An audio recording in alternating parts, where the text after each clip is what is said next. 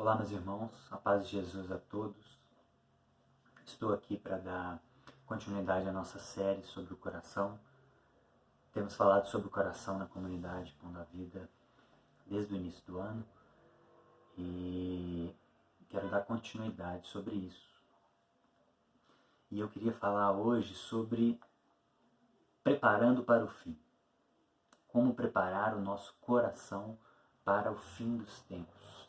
E que cada vez estamos mais próximos e, pelo que eu tenho visto, tem se configurado um cenário de proximidade muito maior nesses dias. E nesses dias de coronavírus, de confinamento, de quarentena, eu nunca pensei tanto, irmãos, no fim dos tempos como agora. Olhando as movimentações geopolíticas no mundo, olhando o que tem acontecido, comecei a estudar um pouco mais também sobre escatologia, sobre o fim dos tempos, sobre quais eram os sinais de cada fase, do princípio das dores, da tribulação. E eu gostaria de compartilhar um pouco com vocês o que eu acredito que Deus tem falado comigo nesses dias. Semana passada o Maurício falou sobre Páscoa e algo que me chamou muita atenção na fala dele. Ele falou sobre o movimento, que Páscoa tem a ver com o movimento de Deus, Deus fazendo coisas, Deus se movimentando na terra, porque a Páscoa originalmente é a saída de Deus, do povo, né? É a libertação de Deus que Deus trouxe para o povo do Egito. Então, Páscoa é Pessá, né? É passagem. O povo saiu de uma realidade de escravidão e foi para uma realidade de filiação. Ele falou também sobre o mês da Páscoa, que é um mês de mudanças, que é o mês mais importante no calendário judaico. E falou também sobre estarmos atentos, para não sermos enganados.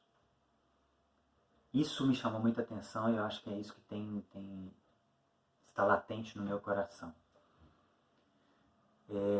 Eu acredito então que vai ser uma continuidade do que o Maurício tem trago para nós, trouxe para a gente no domingo passado.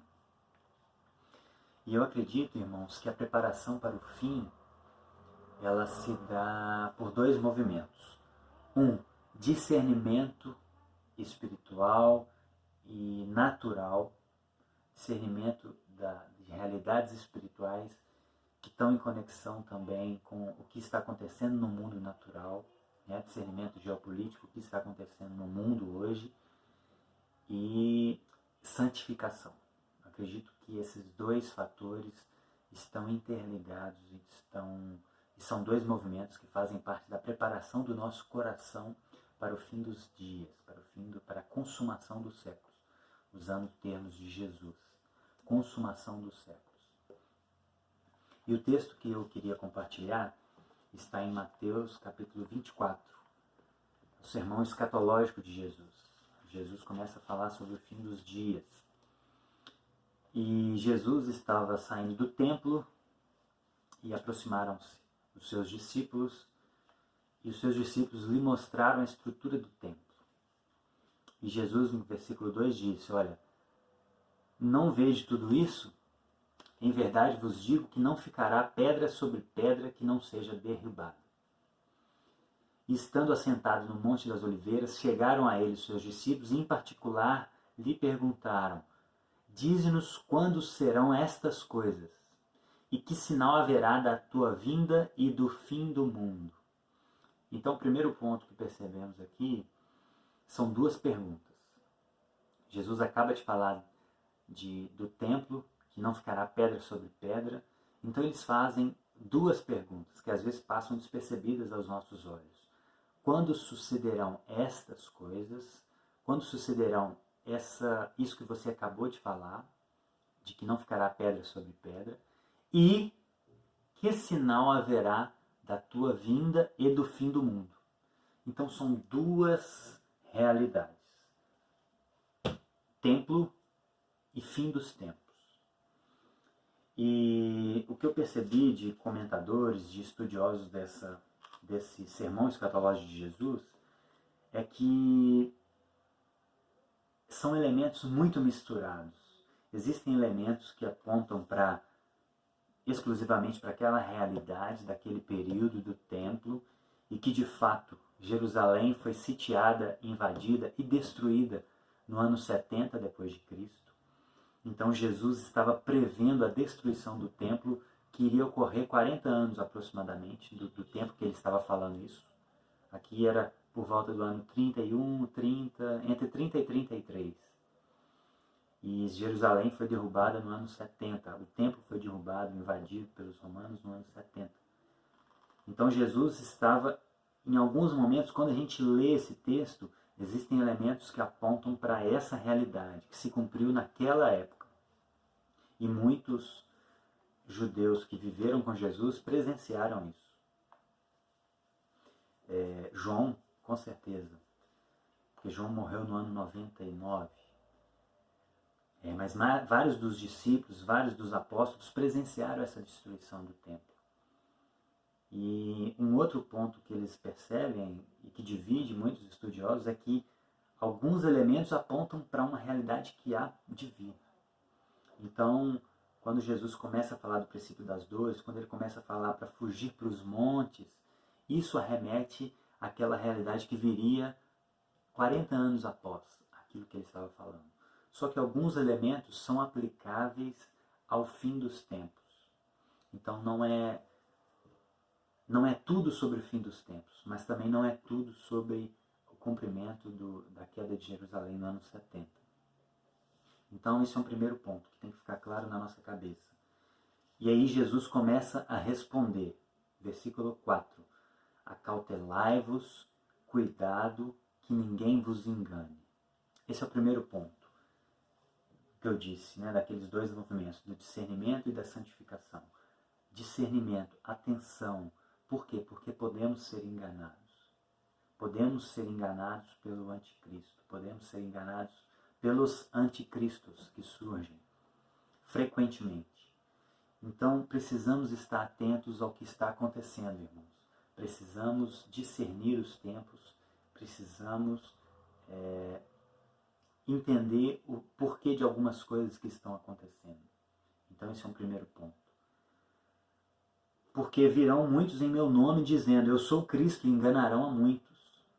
E ouvireis sobre guerras e rumores de guerras. Olhai e não vos assustei, porque é mister que tudo isso aconteça, mas ainda não é o fim. Então Jesus está falando do princípio das dores. Jesus está falando assim como as contrações de uma mulher em trabalho de parto iniciam, mas ainda não é o parto, ainda não é o clímax. Jesus está falando de acontecimentos que são o princípio das dores. Versículo 7. Porquanto se levantará nação contra nação, reino contra reino, haverá fomes, pestes, terremotos em vários lugares. Isso já se faz perceptível. Inclusive, nós estamos vivendo um período de pandemia, de peste. Mas todas essas coisas são o princípio das dores. Então, meus irmãos, Jesus começa a nos alertar sobre a necessidade de estar atentos, de vigiar. Esse é um outro ponto. Ele vai falar mais à frente de vigiar, no verso 42.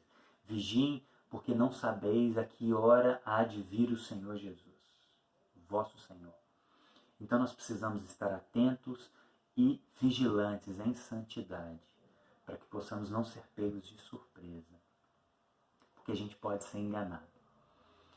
E a importância disso, meus irmãos, eu não acho que é só sobre saber escatologia, ou saber doutrinas bíblicas, mas eu acho que tem importâncias muito mais sérias sobre evangelismo, por exemplo, o fato de sabermos o que está acontecendo, estarmos firmes em Cristo, isso e apontar essa realidade para as pessoas à nossa volta, eu acho que isso tem um impacto evangelístico muito grande.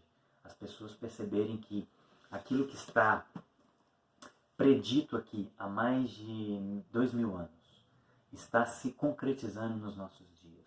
Isso eu acho que vai ter um impacto evangelístico muito grande. E um outro ponto importante é sobre justiça.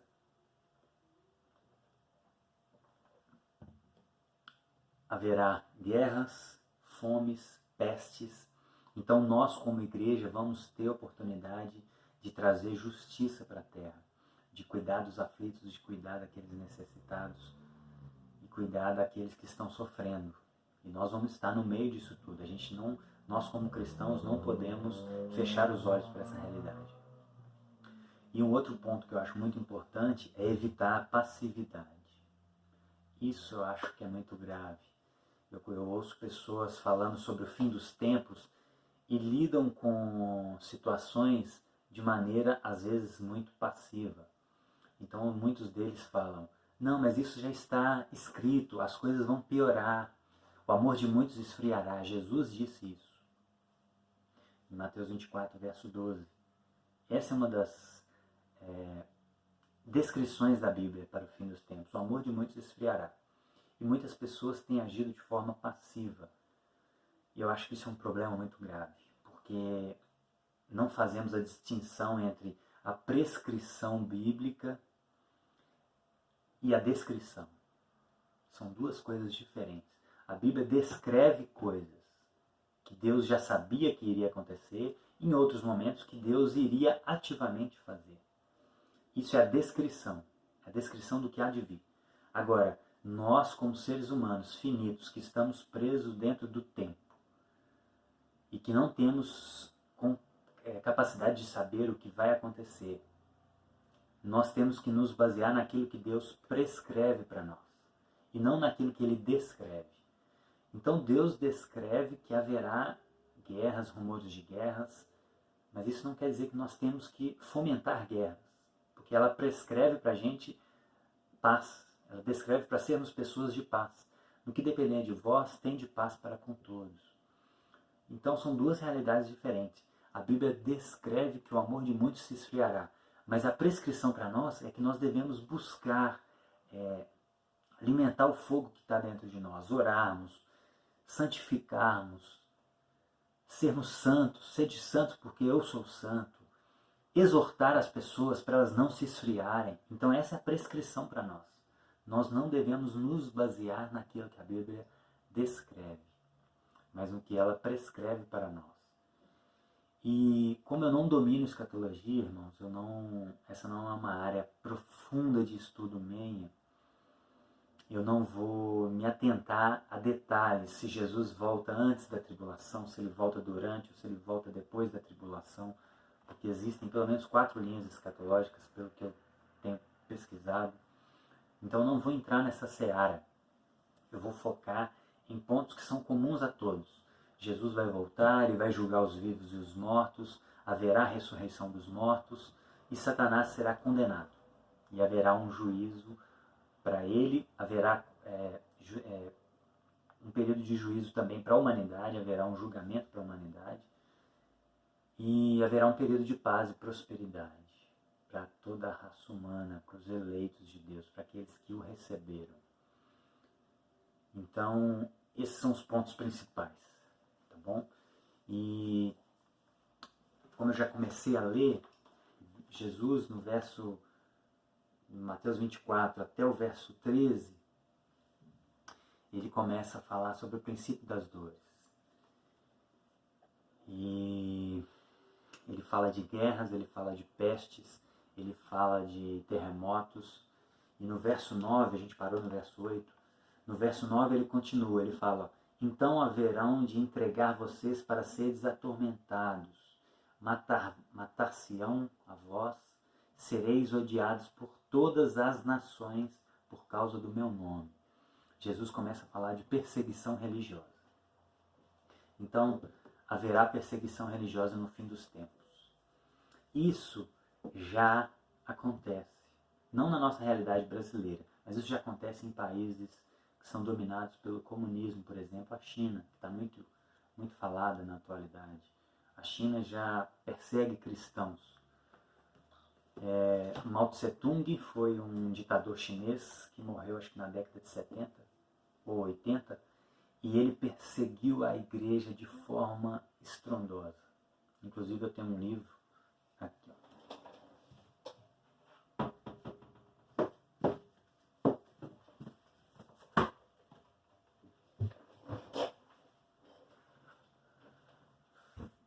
questão de pegar esse livro, Deus é Vermelho. Conta a história secreta de como o cristianismo sobreviveu e floresceu na China comunista. Esse é o Mao Tse Tung. E hoje é um outro ditador chamado Xi Jinping. E então haverá perseguição religiosa. Isso já existe hoje, porém, o nosso contexto de fechar igrejas por causa do coronavírus, muitas pessoas têm interpretado isso como uma perseguição religiosa. Eu não entendo que seja perseguição religiosa hoje, o que está acontecendo hoje no Brasil. Porque não são só igrejas que estão sendo fechadas. Shoppings estão fechados, o comércio está fechado. Então eu não acho que isso se configura uma perseguição religiosa. E muitas pessoas têm, equivocadamente, tentado resistir a isso, falando que vai manter suas igrejas abertas, que isso é falta de fé, mas eu não acho que isso faz sentido.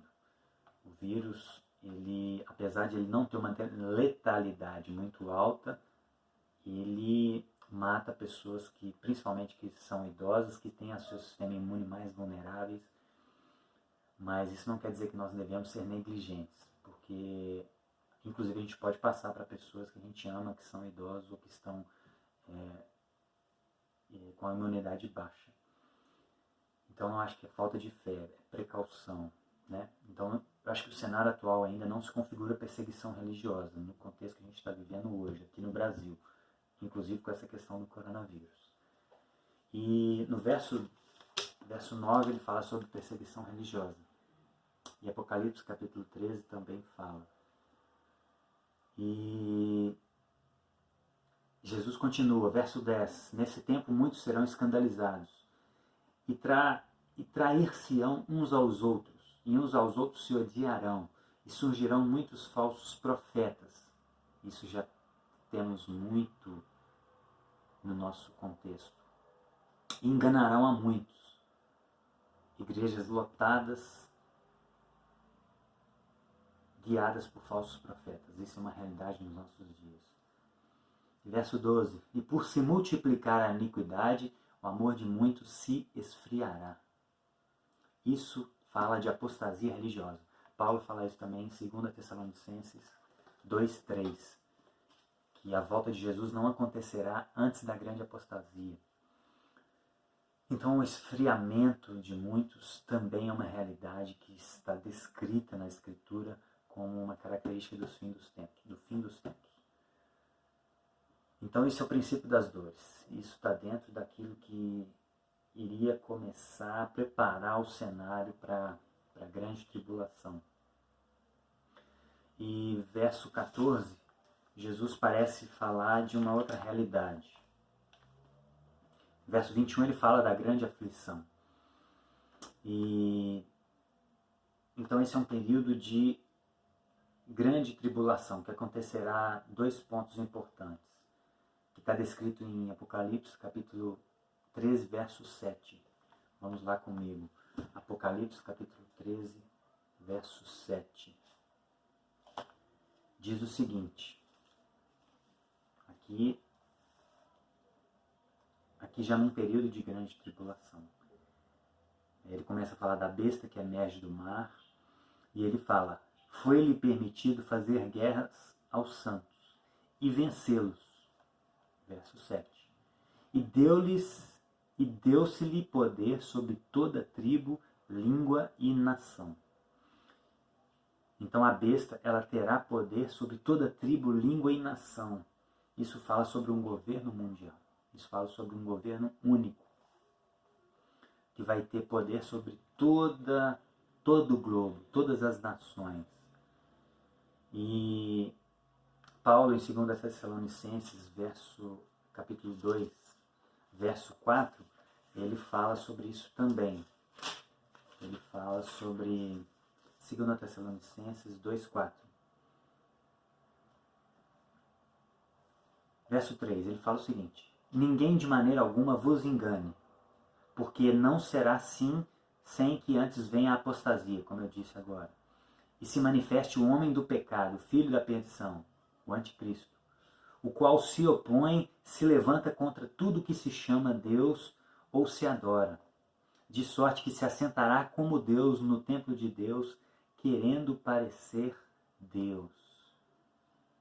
Então, o anticristo será revelado nesse período de tribulação, de um período de acontecimentos globais, de mudanças globais. Isso é o que muitos chamam de grande tribulação. E a partir do verso 24, e aí Jesus do 14 até o 24, ele vai falando sobre o evangelho ser pregado por todo mundo.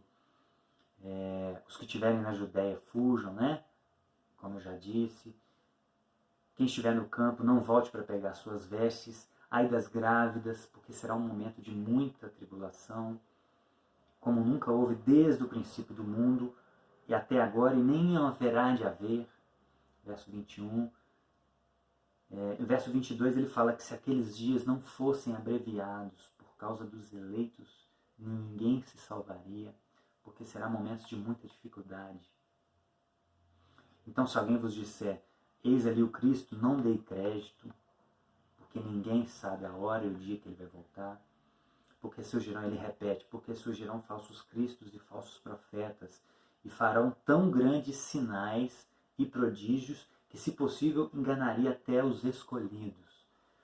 Então, meus irmãos, isso é um ponto importante. Os falsos cristos, os anticristos, os falsos profetas, eles farão grandes sinais. Então, não nos iludamos com milagres, com sinais e prodígios, porque, como já aconteceu na Escritura, na época de Moisés julgava o seu cajado e ele se transformava numa cobra, e aí o faraó trouxe os magos do Egito e eles fizeram a mesma coisa. Então não nos enganemos com sinais e prodígios, porque o mundo espiritual ele é feito de Deus e dos anjos, mas também é feito de Satanás e os seus anjos caídos. Então eles têm capacidade, eles têm poder para fazer sinais sobrenaturais. Paulo fala que não é de admirar que o anticristo se transforme em anjo de luz para enganar as pessoas. Então, muito cuidado nesses dias com falsos sinais, com falsos milagres. E aí no verso 24 ele começa a falar sobre a segunda vinda. Então, primeiro vem o princípio das dores, depois vem a grande tribulação, um período de acontecimentos globais, de grande aflição que virá sobre nós. E depois ele começa a falar sobre a sua vinda de fato. Ele começa a falar dos grandes sinais e prodígios, que se possível enganaria os escolhidos. E verso 25 ele fala, eis que eu vos tenho predito. Portanto, se vos disserem, eis que ele está no deserto, não saiam. Eis que ele está no interior da casa, não dei crédito. Porque assim como um relâmpago sai do oriente e se mostra até o ocidente, assim será a vinda do Filho do Homem. Ela será repentina, como Pedro fala em 2 Pedro 3,10. O dia do Senhor será como um ladrão na noite. Ninguém saberá o dia nem a hora exata. Assim como um raio vem, de repente, Jesus virá. E verso 29 ele diz, e logo depois da aflição daqueles dias, o sol se escurecerá, a lua não dará a sua luz, as estrelas cairão. Tem um texto de Isaías que fala algo sobre isso. Jesus se aludindo ao texto de Isaías. E as potências do céu serão abaladas. Então aparecerá no céu o sinal do Filho do Homem, e todas as tribos da terra se lamentarão e verão o Filho do Homem vindo sobre as nuvens do céu com poder e glória. Assim será a vinda de Cristo. Será um evento mundial. Todos os povos verão, todos os povos saberão que ele está voltando.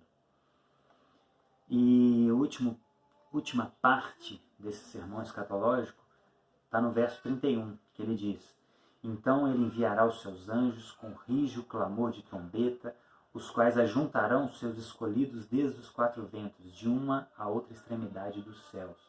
Aqui já fala de juízo. Aqui já fala de julgamento final, juízo final. De arrebatamento. De Jesus trazendo para si aqueles que são seus. E aí uns acreditam que haverá 7 anos de bodas do Cordeiro no céu, e aí haverá 3 anos e meio de paz na terra, 3 anos e meio de tribulação. Essa é a interpretação de uma linha. Mas a ordem das coisas é o menos importante. O importante é que nós estaremos com Cristo, seja em um outro lugar durante 7 anos, para depois retornar à terra, ou seja, aqui na terra de uma vez. A questão é que estaremos com Ele. Isso é o principal. Estaremos com Ele. E esse é um resumo do sermão escatológico de Jesus, das ordens dos fatos, princípios das dores, sinais, grande tribulação, vinda de Jesus e julgamento final, juízo final. E onde nós estamos, irmãos? Onde nós estamos hoje, dia 16 de abril de 2020, período que eu estou gravando esse vídeo. Onde estamos hoje, nessa linha cronológica bíblica? Eu acredito que nós estamos no princípio das dores, né? Outros têm falado sobre isso também. O Daniel Mastral acredita que estamos também no princípio das dores. Por quê? Porque tem se montado um cenário. Nós vimos várias características do que acontecerá no princípio das dores e da grande tribulação. A grande tribulação em específico, haverá um governo mundial, haverá acontecimentos mundiais, acontecerá a revelação do anticristo. E hoje nós não nos vemos nesse cenário. Não vejo que nós já temos um governo mundial, né? As soberanias ainda são soberanas. Existem tentativas de minar soberanias, de minar a soberania de cada país. Mas ainda não vivemos um período de governo mundial. E nem de revelação de um anticristo, que fará sinais e, se possível, enganaria os eleitos. Porém, analisando a história da humanidade e analisando o nosso período atual, um cenário tem se montado. Então, acho que nós já estamos vivendo o princípio das dores. E para que haja um governo mundial, para que haja um anticristo, um governador mundial carismático, que persuade pessoas, é preciso todo esse cenário montado. E quando a gente olha para a história, a gente percebe que hoje nós estamos o mais próximos disso, mais próximos possível disso. Por exemplo, no século de 1500 até 1850, um navio ele chegava a 16 km por hora apenas. Em 1930, vejam como as coisas vão se encurtando. As locomotivas a vapor já chegavam a 100 km por hora. Em 1960, 30 anos somente após, um jato já chegava a 1.100 km por hora, já ultrapassando a barreira do som. Em 1969 surge a internet. Ou seja, eu consigo da minha casa conversar com vocês, isso é gravado, mas a gente consegue também fazer videoconferências ao vivo, com pessoas ao redor do globo inteiro. Então, o que eu quero dizer? Porque para haver um governo mundial é preciso um fenômeno chamado globalização. Esse é um primeiro ponto. É preciso haver uma globalização. É preciso haver um contato com de todos os povos. E isso se configura no nosso período. Na época da Reforma, por exemplo, 1517, os navios chegavam a 16 km por hora, então para se fazer viagens era muito tempo, as pessoas não tinham contato. E quando tinham, eram poucas pessoas com outros povos de outras nações. Então não havia uma troca de informações, de contato pessoal no nível que nós vivemos hoje. Isso veio se multiplicando ao longo dos anos. O que muitos chamam de ondas, né? São 5 ondas. A partir da evolução da tecnologia, essas ondas vão diminuindo o seu espaço de tempo. Então, cada vez que a tecnologia vai se evoluindo, a gente vai conseguindo cada vez mais rápido evoluir. Então essas ondas de surgimento de vapor, de energia elétrica, vai encurtando o nosso tempo. É isso que os sociólogos chamam de ondas, 5 ondas de evoluções tecnológicas que vão diminuindo o espaço da Terra. Hoje, em 24 horas, a gente atravessa o globo da Terra. Se a gente sair daqui hoje, pegar um avião, em 24 horas a gente já está no Japão. Ou 12 horas, se eu não me engano, não sei quanto é o voo. Quanto tempo dura um voo para daqui no Japão, mas se eu não me engano é 24 horas. Então é muito rápido. Então esse fenômeno de globalização já acontece, já vivemos um período de globalização. E um ponto interessante, globalização, contatos globais, acontecem problemas globais. Esse é um outro ponto, que prepara o cenário para um governo mundial. Se temos contato com pessoas do mundo inteiro, acabam surgindo problemas mundiais.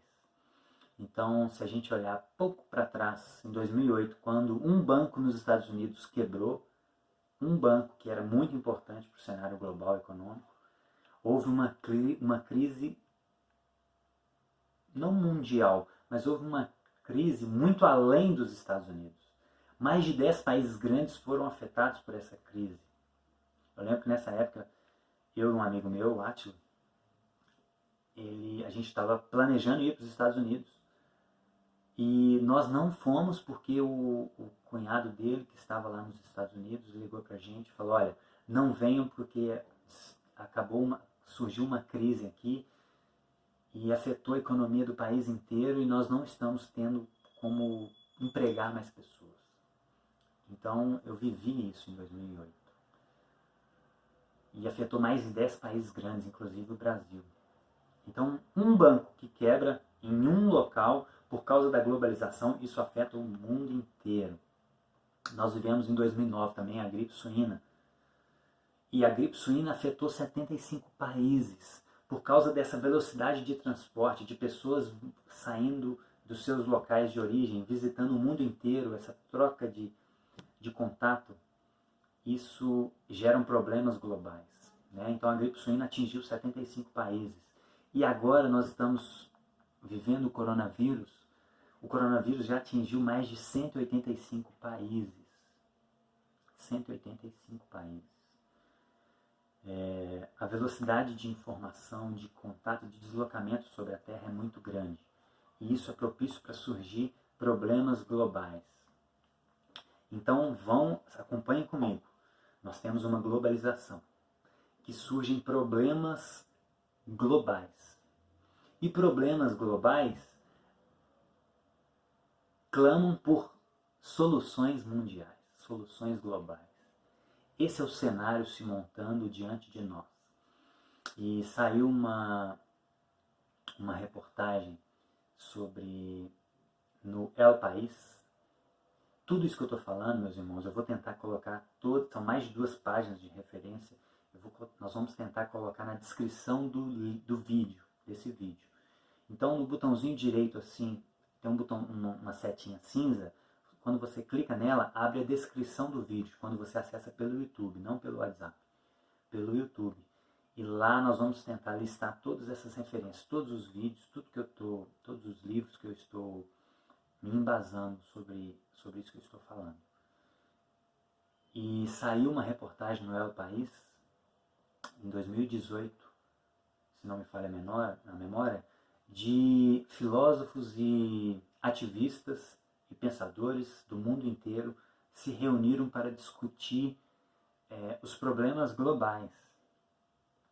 E eles estão já cogitando a possibilidade de criar uma constituição global. E um dos pensadores disse o seguinte: a crise sanitária prova que somente soluções globais garantem nossa sobrevivência. Olha isso.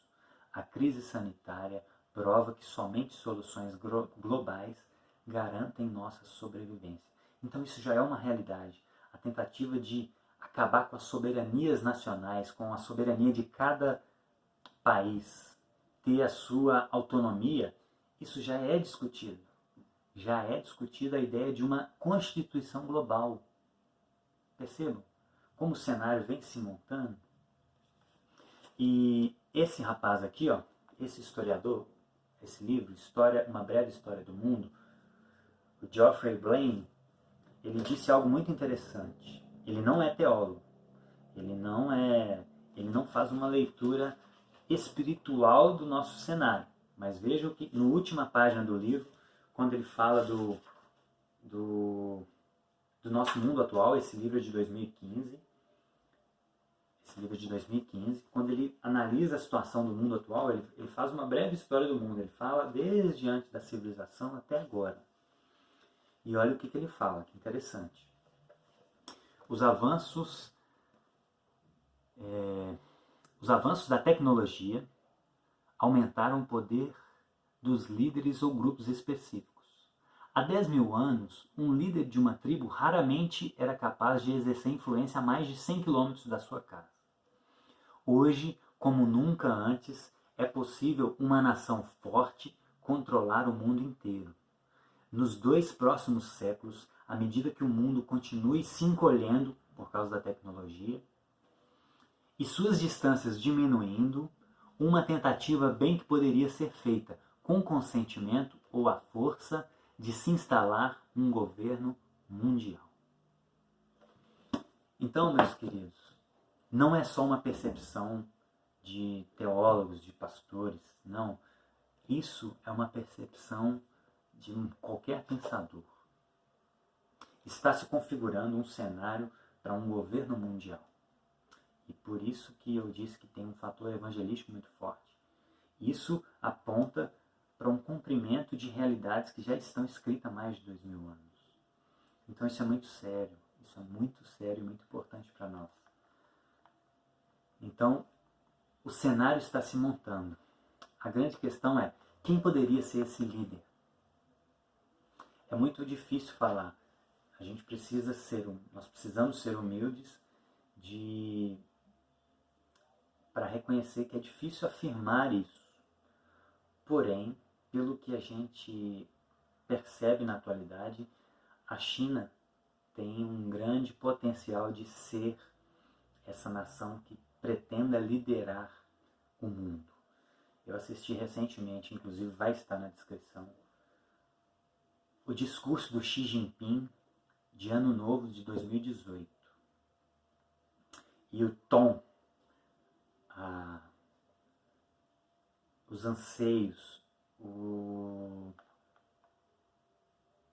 a forma dele falar aponta para um desejo de uma governança global. E isso não é só a fala dele, os atos dele têm se mostrado isso. Ele já tem comprado empresas no mundo inteiro. Ele já tem contrato com a Globo, ele já tem contrato com a Band, ele tem contrato com Energias Elétricas no Brasil. Então, ele já tem se mostrado comprando empresas estratégicas. Mídia, porque na China já tem controle de mídia. Então, ele tem comprado empresas, tem feito contratos com empresas de mídia no Brasil, empresas de energia, são suprimentos básicos. 10% dos portos da Europa já são dele, já são da China. Ele está criando a Rota da Seda, que é uma rota de deslocamento de produtos dele no mundo inteiro. Em períodos de crise, ele tem comprado empresas no mundo inteiro que estão se quebrando. Então, meus queridos, tem se mostrado uma tentativa de dominação mundial. A China já é uma ditadura comunista, como eu mostrei no livro, né, do Mao Tse-tung, que condenou o pai do Xi Jinping, isso tem um dos documentários também na descrição, Mao Tse-tung condenou o pai do Xi Jinping por traição, e o Xi Jinping, ao invés de se revoltar contra isso, ele se tornou mais ganancioso por chegar no poder, para que ele não tivesse o mesmo destino do pai. Então a história dele é muito interessante vocês assistirem. A China já é uma ditadura comunista e, inclusive, tem controle social por pontuação. Não sei se vocês sabem, mas na China eles têm um sistema de crédito social onde as pessoas têm 900 pontos. E de acordo com o que elas fazem, lá tem um sistema de câmera que vigia todas as pessoas em qualquer lugar, inclusive com reconhecimento facial. E o que essa pessoa fizer, isso acredita pontos ou tira pontos dela. Então uma pessoa que atravessa fora da faixa, ela vai perdendo pontos. Uma pessoa que se endivida vai perdendo pontos. E o argumento deles é que isso é para segurança. Por exemplo, uma pessoa que está endividada, ela não pode matricular o seu filho numa escola particular de alto nível, porque se ela está endividada, o Estado já não permite que isso aconteça, né? Então, tem alguns pontos que fazem sentido. A questão é o que isso pode, esse controle todo, como isso pode mudar do dia para a noite, né? Então eles já têm esse sistema de controle social por pontos. Eles têm censura na informação. Facebook lá é proibido, vários meios de comunicação são proibidos. O Estado tem uma mídia estatal que faz a transmissão para a população. Então eles já têm um controle de mídia, a informação que chega nas pessoas não é livre, já vem enviesada, já vem programada, né? E é muito fácil fazer propaganda assim, quando você tem um controle de todas as mídias. Então a China se configura como uma possível candidata a um governo mundial. Xi Jinping tem características de um líder que tem essas ambições. Já existem, isso hoje já não é, já existe, a realidade do microchip isso já é uma realidade no mundo. Inclusive tem um mineiro de BH que foi o primeiro a implantar um chip na mão direita. E a ideia, o discurso é sempre em relação à segurança, óbvio, mas o que está escrito em Apocalipse capítulo 13, verso 7 é o seguinte, veja que interessante. Verso 16. E a besta, né, faz que todos, pequenos e grandes, ricos e pobres, livres e servos, lhe seja posto um sinal na sua mão direita ou nas suas testas, para que ninguém compre ou venda, senão aquele que tiver o sinal ou o nome da besta, ou o número do seu nome. Então, biblicamente, já está prescrito que haverá um sinal que vai ser colocado na nossa mão ou na nossa testa, que nos limitará de fazer compras. Então, faz todo sentido um governo comunista com controle absoluto sobre as pessoas e que decida, como eles já fazem, eles já perseguem a igreja, e que decida que aquele que não tiver a marca não vai fazer compras. Inclusive, um dos argumentos da implantação desse chip é para eliminar dinheiro. Então a tendência é essa, eliminar dinheiro e ter tudo seja virtual para que o controle seja maior. E o último ponto, além da globalização, além dos problemas mundiais, além das soluções mundiais que eles vão propor, inclusive às vezes os problemas eles quem trazem, meus irmãos, tem um conceito chamado teoria hipodérmica, que é a teoria de manipulação de massas. E uma das estratégias de manipulação de massas é essas. Fiquem atentos. Eles criam problemas e trazem a solução para o problema. Então, inclusive, há rumores, e eu vejo boas evidências disso, de que esse vírus do coronavírus foi planejado, tá? Porque desde 2015 já saiu numa revista muito conceituada chamada Nature, de que em Wuhan estavam fazendo pesquisas com o coronavírus e que surgia um perigo de pandemia.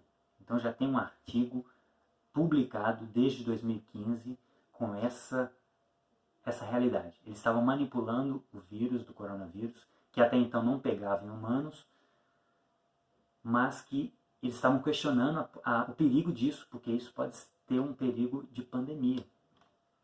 Então eu não descarto essa hipótese, mas eu também não afirmo de maneira categórica. Mas é possível, porque isso é uma estratégia de manipulação de massas. Você cria um problema e traz a solução. E as pessoas vão olhar e falar, olha, ele trouxe a solução para nós, ele é uma boa pessoa, ele merece governar a gente. Estão entendendo?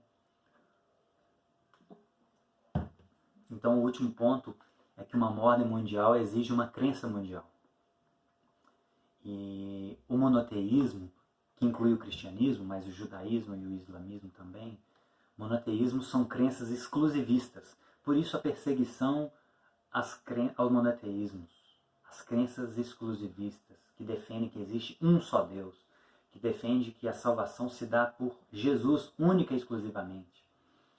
Isso fere os ouvidos da nossa sociedade, isso fere essa tentativa de globalizar tudo, inclusive as crenças, porque são crenças exclusivistas.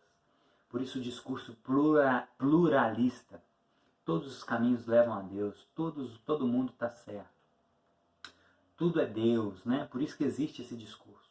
Isso é uma tentativa de estabelecer essa ordem mundial. Então, muita atenção com isso, meus irmãos, muita atenção. O comunismo ele se mostra como um grande pretendente a ser esse líder mundial. E eu queria ler um último texto para nos nortear, que está lá em 2 Tessalonicenses, capítulo 2, verso 2. 2 Tessalonicenses 2:2. Paulo fala algo, ele está falando sobre a vinda de Jesus, ele nos dá um alerta muito importante. Ele diz o seguinte: não vos perturbeis, quer por espírito, quer por palavra, quer por epístola, como de nós, se o dia de Cristo já estivesse perto. Ninguém de maneira nenhuma vos engane, porque assim será que não venha apostasia antes. Assim será. Não será que Jesus venha antes da apostasia. Então eu queria destacar essa palavra. Não perturbe o vosso coração. Tudo isso que está acontecendo, tudo isso que está se desenhando, isso não deve nos perturbar. Por quê? Porque aqueles que estão em Cristo, por mais que sintam medo, o amor vence o medo. O Deide no devocional trouxe isso pra gente. Amor ou medo? O amor, ele vence o medo. Então não perturbe o vosso coração. Não deixe que a ansiedade tome conta de você. Por isso que é tão importante quanto estar atentos ao que está acontecendo, nos prepararmos. Jesus, em Mateus 24, ele disse o seguinte, no verso 36. Verso 36. O sermão escatológico de Jesus vai do capítulo 24 até o 25.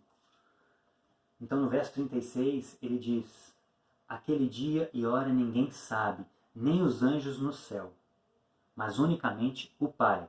Verso 42. Portanto, vigiem, porque não sabeis a que hora há de vir o vosso Senhor.